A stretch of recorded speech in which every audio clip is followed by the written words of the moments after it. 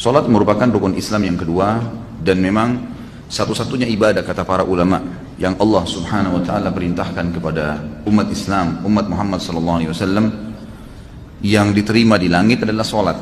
Sementara ibadah yang lain semuanya di bumi. Semulia apapun ibadah itu semuanya Jibril alaihissalam yang membawanya dari langit. Tapi salat Nabi sallallahu alaihi wasallam diundang secara khusus untuk datang ke langit. Dan sudah masyhur kisahnya tentang Isra Mi'raj. Bagaimana Nabi SAW dihibur oleh Allah Subhanahu Wa Taala setelah beliau merasa sedih sekali. Dikenal dengan Amul Huzn, tahun kesedihan. Karena pada tahun itu Nabi SAW kehilangan dua orang yang dicintainya. Pertama Abu Talib, pamannya, yang selama ini mendukung dakwanya dan meninggal dalam keadaan kufur. Sementara yang kedua adalah istrinya Khadijah radhiyallahu anha yang sangat luar biasa pengorbanan cintanya, kasih sayangnya, pengorbanan hartanya, dan telah dikarunia oleh Allah Subhanahu wa taala anak dari Nabi yang mulia, 6 orang anak. Akhirnya meninggal pada tahun itu dan dikenal dengan tahun kesedihan. Maka Allah Subhanahu wa taala menghibur Nabi kita Muhammad sallallahu alaihi wasallam dengan dua kejadian besar.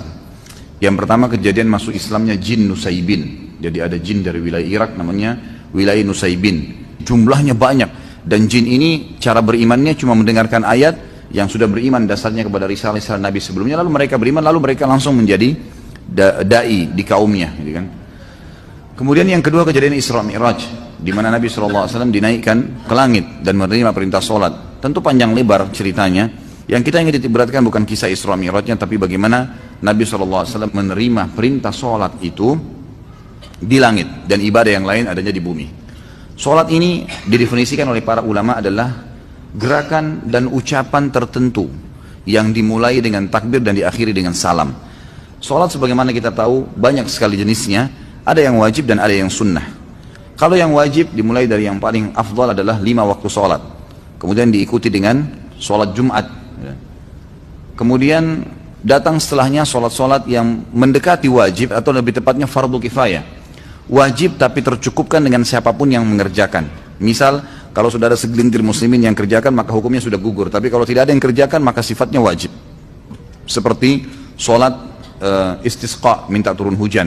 Seperti sholat gerhana, sholat khusuf dan kusuf. Kemudian seperti sholat jenazah. Ada yang sunnah sangat ditekankan. Sholat malas-malesan. Kapan dia mau dia sholat, kapan dia tidak mau enggak, kapan diawasin dia sholat. Maka ini hukumnya dosa besar. Imam Adz-Dzahabi mengatakan meninggalkan sholat diangkat pertama dalil oleh beliau surah Maryam ayat 59 sampai ayat 60. A'udzu billahi minasyaitonir rajim. Fa khalafa min ba'dihim khalfun adha'us salata wattaba'us syahawat fasawfa yalqawna gayya illa man taba wa amana wa amila shalihan fa ulaika yadkhulunal jannata wa la yudhlamuna syai'a. Maka datanglah sesudah mereka, jadi ada orang-orang kalau tidak sholat, maka apa yang terjadi? Akan datang generasi juga yang tidak sholat. Keduanya buruk nih.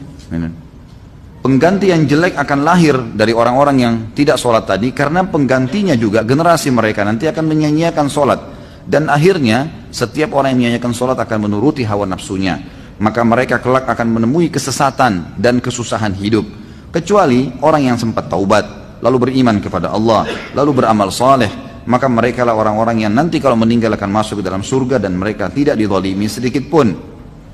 Allah Subhanahu wa taala juga berfirman di dalam ayat yang lain surah Al-Ma'un ayat 4 sampai ayat 5. A'udzu billahi minasyaitonir rajim. Fawailun lil musallin alladziina hum an salatihim sahun. Celakalah bagi orang-orang yang salat. Maksudnya adalah orang-orang yang lalai dari salatnya. Kata ulama tafsir adalah orang-orang yang sengaja menunda-nunda salat sampai keluar dari waktunya. Ini masuk dalam ancaman. Atau orang yang sengaja malas mengerjakan salat kecuali kalau dilihat oleh orang atau diawasi, maka masuk dalam ancaman surah Al-Ma'un tadi. Juga orang-orang yang tidak sholat kalau meninggal tidak sempat taubat, walaupun itu dia hanya malas-malesan, dipastikan akan masuk ke dalam neraka terlebih dahulu. Dalam surah Al-Muddathir ayat 42 sampai ayat 43, Allah Subhanahu wa taala berfirman di mana para malaikat menjaga neraka Sakar, ada neraka khusus untuk menyiksa orang-orang yang tidak sholat namanya neraka Sakar. Dikatakan ma salakakum fi Sakar? Qalu lam naku minal musallin. Para malaikat nanti akan bertanya kepada orang-orang yang masuk ke dalam api neraka tadi, apa yang membuat kalian masuk ke dalam neraka Sakar ini? Maka mereka sendiri menjawab mengatakan kami dahulu tidak termasuk orang-orang yang mengerjakan sholat.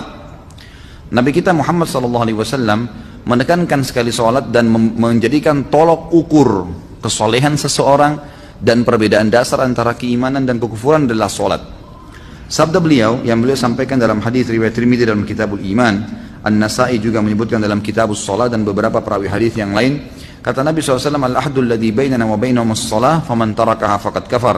Perjanjian dan perbedaan dasar antara kita dengan orang-orang yang kafir adalah sholat. Maka barang siapa yang meninggalkannya, dia telah kafir. Maksudnya di sini secara membangkang atau jahdan.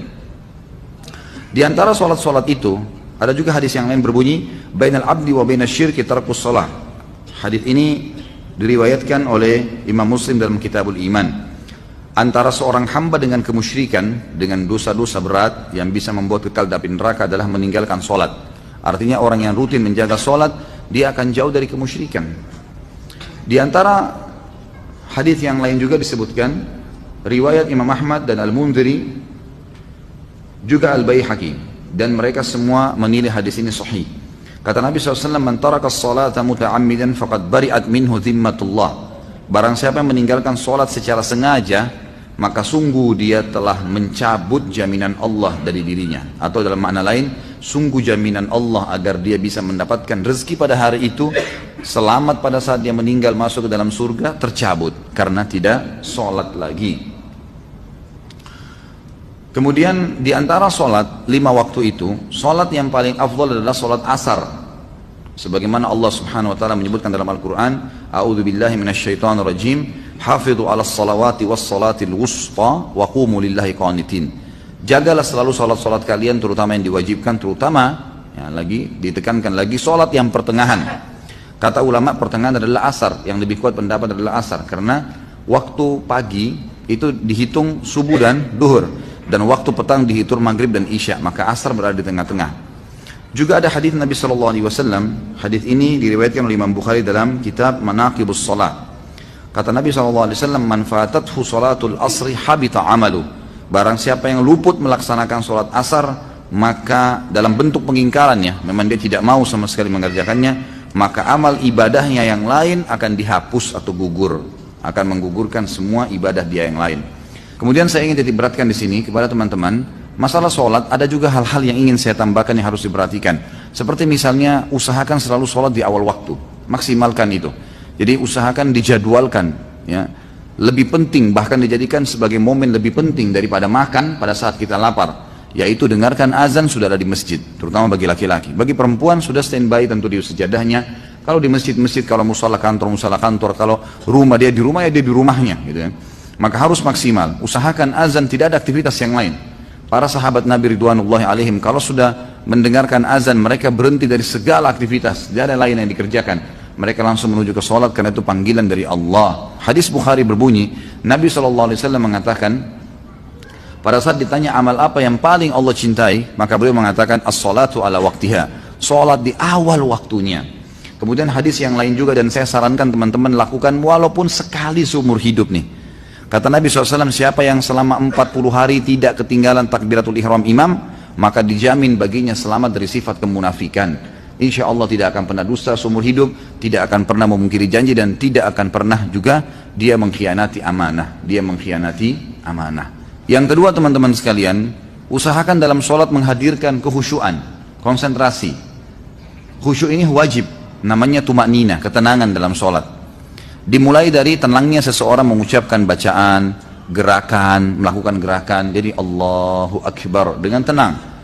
Lalu kemudian mulai dari membaca iftitah, dia menikmatin bacaannya, nikmatin kalimatnya, karena per hurufnya, kata ulama, apa yang diucapkan dalam sholat dan pergerakannya ada nilai pahalanya. Jadi pertama usahakan awal waktu, gitu kan? Dan dari 5 waktu sholat ini usahakan 5 waktu sholat semuanya tidak kehilangan, terutama subuh. Subuh itu terutama. Biar tidurnya begadang, bunyiin beker, taruh dekat kuping, gitu kan. Harus saya bangun, gitu kan. Ya, jangan sampai kehilangan. Karena kata Nabi SAW, siapa yang sholat subuh, khusus subuh disebutkan, berjamaah di masjid, dia akan dibawa naungan Allah sampai subuh besok. Nggak akan celaka, nggak akan diganggu orang, dan seterusnya, gitu kan. Nggak akan diganggu oleh syaitan, gitu kan. Akan dilindungi, dalam hadisnya dikatakan akan dilindungi dari segala keburukan termasuk syaitan. Yang kedua tadi saya sudah bilang, bagaimana seseorang itu konsentrasi dan khusyuk, gitu kan. Yang ketiga, melakukan gerakan sholat secara khusus. Kita bahas masalah gerakan sholat sesuai dengan ajaran Nabi SAW. Jadi jangan sampai gerakan sholatnya salah gitu kan.